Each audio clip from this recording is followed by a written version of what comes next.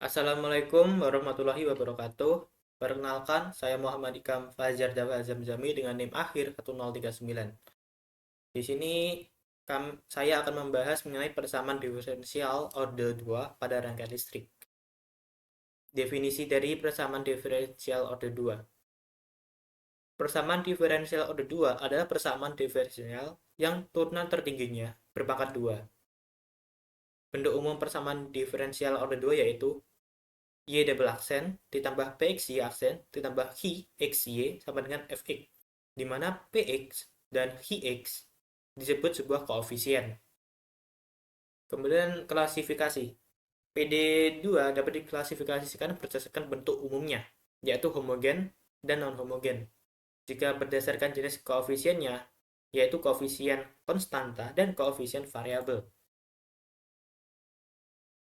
PD order 2 homogen dengan koefisien konstanta memiliki bentuk umum Y double aksen ditambah AY aksen plus BY sama dengan Fx, di mana A dan B merupakan konstanta sembarang dan merupakan bilangan real, serta nilai Fx adalah 0.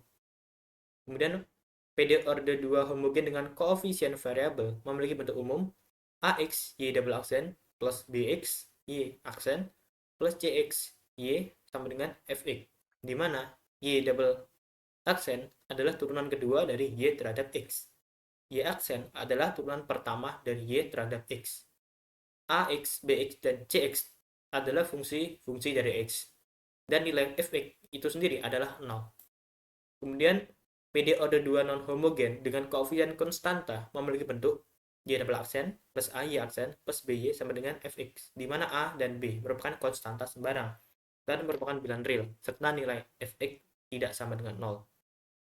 Kemudian PD order 2 non-homogen dengan koefisien variabel memiliki bentuk umum AXY double aksen X plus BXY aksen X plus CXY X sama dengan Fx, di mana AX, BX, dan CX adalah fungsi dari variabel bebas X, dan Fx adalah fungsi tak homogen yang tidak sama dengan 0. Sehingga didapatkan rumusnya Y sama dengan YH plus YP. Keterangan YH itu sama dengan solusi homogennya, YP itu solusi non-homogennya. Sehingga solusi homogen dan solusi non-homogennya itu dijumlah. Kemudian pengaplikasiannya. Pengaplikasian yang saya buat yaitu pada rangkaian arus arah RLC. Nah, ketika sebuah hambatan R, sebuah kumparan, dan sebuah kapasitor dalam rangkaian seri dengan sumber elektromagnetik yang menyediakan suatu voltase volt pada saat T. Pada kasus ini berlaku hukum Kirchhoff. Muatan Q pada kapasitor diukur dalam kolom memenuhi L dikali turunan kedua Q ditambah R turunan pertama Q sama ditambah per C Q sama dengan ET, di mana arus I turunan Q diukur dalam ampere memenuhi persamaan yang diperoleh dengan pendiferensial persamaan di atas terhadap T, yaitu L dikali turunan kedua I ditambah R turunan pertama I plus per C I sama dengan E aksen. Oke, kemudian tentukan contoh soalnya. Kemudian tentukan muatan Q dan arus I sebagai fungsi dari waktu T dari suatu rangkaian RLC dengan R sama dengan 16 ohm, L sama dengan 0,02 Henry, C sama dengan 2 kali 10 pangkat min 4 farad, dan E sama dengan 12 volt. Dengan diasumsikan saat awal arus dan muatannya adalah 0 pada waktu saklar itu ditutup. Kemudian untuk penjelasannya sendiri yaitu persamaan yang digunakan untuk menyelesaikan kasus ini yaitu pada turunan ini yaitu L turunan Q ditambah R turunan pertama Q ditambah per C kali Q sama dengan ET. Dengan hukum Kirchhoff tentang rangkaian RLC diperoleh 0,02 Q double aksen ditambah 16 Q aksen ditambah 1 per 2 kali 10 min 4 Q sama dengan 12. Kemudian untuk menyederhanakan ini maka kita kalikan dengan 50 sehingga menjadi Q double aksen ditambah 800 Q aksen ditambah 200 Q sama dengan 600. Nah, kemudian ini untuk Hi ini kita turunkan menggunakan solusi homogen dengan persamaan karakteristiknya sebagai R kuadrat ditambah 800R ditambah 250 sama dengan 0. Sehingga akar-akarnya ini nanti menjadi R12 sama dengan, kita masuk ke rumusnya, min B plus minus akar B kuadrat min 4AC per 2A. Dimana 800 ini mewakili B, R ini mewakili A, dan C ini mewakili dan 250 ini mewakili C. Dimana kita akan memasukkan yaitu min 800 plus minus akar 250 ini sudah kami 800 ini sudah kami pangkatkan menjadi 640 dikurangi 1 kuadrat dikali 250 dikali 4 hasilnya nanti 1 juta dibagi 2. Kemudian akan menghasilkan min 400 plus minus 300 I. Kemudian solusi homogennya yaitu menjadi HiH sama dengan E min 400T C1 cos 300T plus C2 sin 300T. Kemudian kita masukkan solusi non-homogennya dengan menggunakan metode koefisien tak tentu. Maka dapat dihasilkan IP sama dengan A. Di mana A, untuk mencari A, kita masukkan nilai dari hasilnya tadi.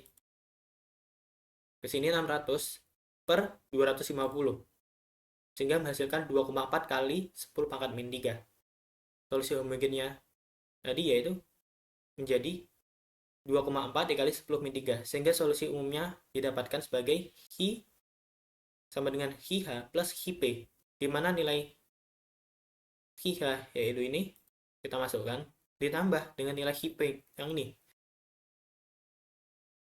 Kemudian dengan menggunakan syarat awal Hi 0 itu sama dengan 0 dan I 0 sama dengan 0, tentukan C1 dan C2 menggunakan solusi khususnya, yaitu diketahui I sama dengan E min pangkat min 400T C1 cos 300T plus C2 sin 300T plus 2,4 kali 10 min 3.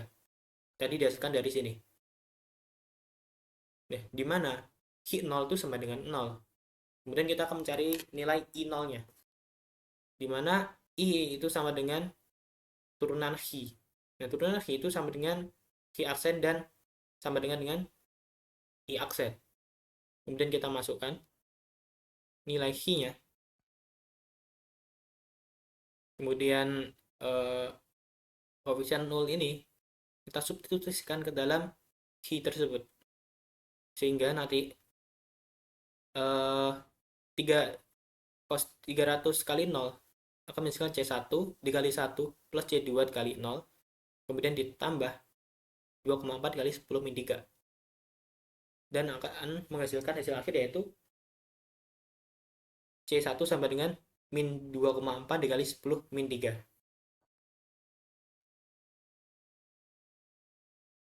Kemudian setelah itu nah mencari C1 kita akan cari I-nya. Melanjutkan mencari I-nya yaitu Hi sama dengan E min 400T C1 cos 300T plus C2 sin 300T plus 2,4 kali 10 min 3. Nah, karena 2,4 kali 10 min 3 ini merupakan konstanta dan turunannya 0, maka kita masukkan rumus Hi V U Hi sama dengan U dikali V. Kemudian kita turunkan Hi aksen menjadi U aksen kali V plus V aksen dikali U. Dimana U ini yaitu ini dan V itu adalah ini. Nah, turunan dari E min 400T itu adalah min 400 E min 400T. Kemudian turunan dari V-nya yaitu min 300 C1 sin 300T plus 300 C2 cos 300T. Kemudian kita masukkan U aksen V plus U aksen dikali U.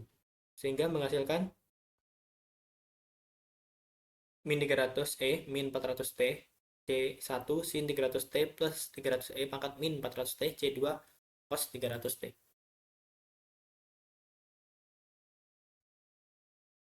Kemudian kita lanjutkan untuk nilai Ki aksennya tadi udah diketahui. Kita masukkan nilai Ki aksen nolnya. Yaitu seperti ini. Kita substitusikan ke dalam nilai Ki aksen tadi yang udah kita cari.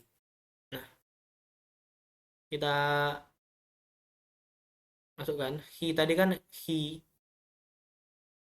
aksen 0 kita masukkan, kemudian akan menghasilkan min 300 C2 sama dengan 9,6 dikali 10 min 1. Nah, kemudian C2 akan kita temukan, yaitu min 3,2 kali 10 min 3. Sehingga solusi khususnya adalah Ki sama dengan 10 min 3 dalam kurung 2,4 min 400 dalam kurung 2,4 cos 300T plus 3,2 sin 300T dalam kurung. Nah, kemudian untuk mendapatkan nilai arus, tadi kan masih arus 0. Kemudian untuk mendapatkan nilai arusnya, maka dilakukan pendiferensialan solusi khusus terhadap T. Sehingga diperoleh sebagai Ki sama dengan 10 pangkat min 3, 2,4 min 400, 2,4 cos 300T plus 3,2 sin 300T yang tadi. Nah, kemudian kita turunkan lagi, yaitu U itu sebagai 10 min 3, dan V itu sebagai 2,4 min 400. Dan seperti ini. Kemudian akan menghasilkan U aksen 0 dan V aksen sebagai berikut, yaitu 200 min 400T sin 300T. Kemudian kita kali, yaitu U aksen V plus UV aksen U. Kita masukkan, hasilnya akan menjadi Ki aksen T 2E min 400T sin 300T sama dengan IT. Sehingga diperoleh nilai arus pada waktu T, IT adalah IT sama dengan 200E min 400T sin 300T. Sekian presentasi dari saya. Wassalamualaikum warahmatullahi wabarakatuh.